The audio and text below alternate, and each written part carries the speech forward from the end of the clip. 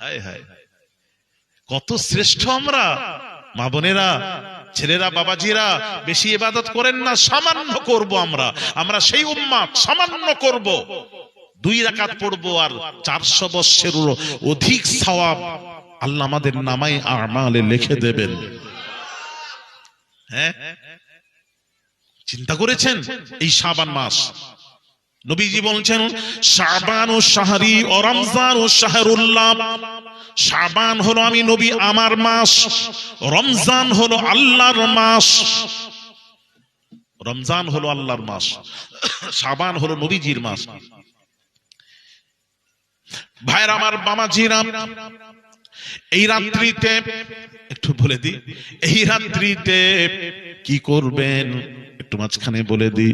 শাবান মাসের 15 তারিখের রাত্রিতে, শবে বারাতের রাত্রিতে, শবে বারাতের রাত্রিতে, ভাইরা আমার, বাবাজিরা, এই রাত্রি খুব বাবরকতপূর্ণ রাত, অবহেলা করে কাটিয়ে দেবেন না। এই শাবান মাসের 15 তারিখের রাত্রিতে বাবাজি কি ফজিলত শুনুন। আল্লাহর নবী, বিশ্ব নবী, রাহমাতুল লিল আলামিন। ভাইরা আমার, বাবাজিরা, তিরমিজি শরীফের হাদিস, তিরমিজি শরীফের হাদিস, 39 নম্বর বাব, মা জাআ ফি লাইলাতিন নিসফি মিন শাবান, হাদিস নাম্বার হলো 739। عن عروة عن عائشة رضي الله عنها قالت فقدت رسول الله ليلة فخرجت فإذا هو بالبقيع। ভাইরা আমার, বাবাজিরা, আম্মা জান আয়েশা সিদ্দিকা রাদিয়াল্লাহু তাআলা আনহা তিনি বলেন, তিরমিজির হাদিস, আম্মা জান আয়েশা বলেন আল্লাহর নবী বেশিরভাগ রাত আমার কাছে কাটাতেন। এই রাত্রিতে আমার কাছে নবীজি ছিলেন। শাবান মাসের 15 তারিখের রাত, অর্থাৎ 14 তারিখের দিনগত রাত্রিতে, শবে বারাতের রাত্রিতে আমার কাছে ছিলেন। রাত্রিতে আমার কাছে ছিলেন। আল্লাহর নবী, বিশ্ব নবী, রাহমাতুল লিল আলামিনকে দেখলাম নবীজি বিছানায়, ঘুম ভাঙলো, নবীজি বিছানায় নেই। আমার নবীকে বিছানায় দেখতে পেলাম না।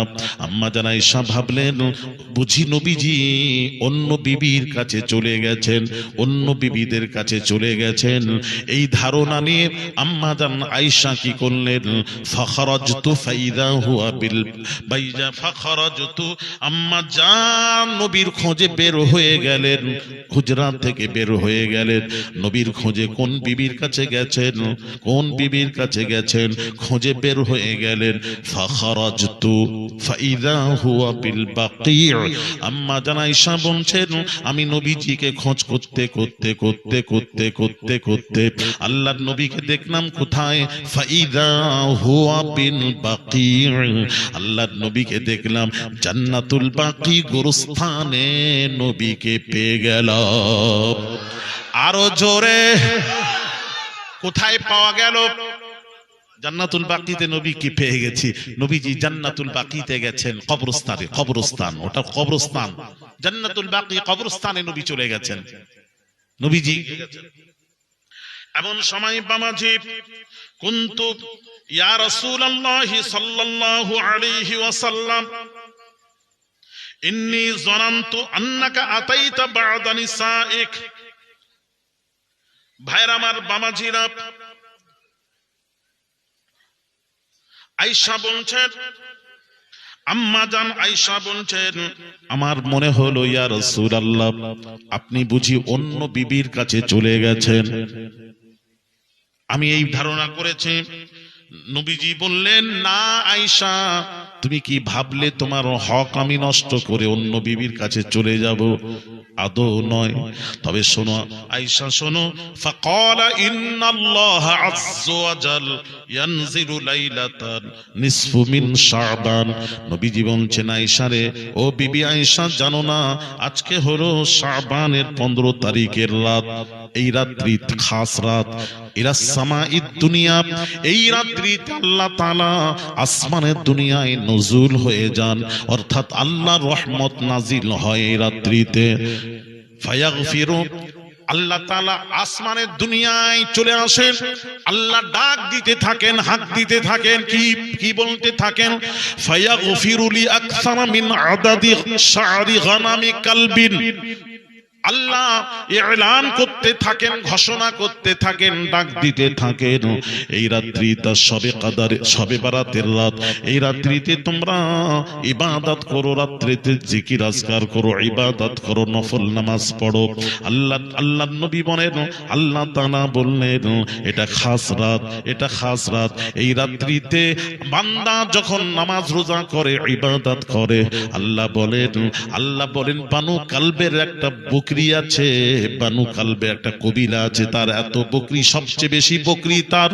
আল্লাহর নাম নিয়ে বলছেন বানু কালবের বকরির গায়ে যত লোম আছে ওই লোম পরিমাণ আমি আল্লাহ শাবান মাসের 15 তারিখের রাত্রিতে ওই লোম পরিমাণ গুনাহগার বান্দা বান্দীদের আমি আল্লাহ ক্ষমা করে দিই। আরো জোরে,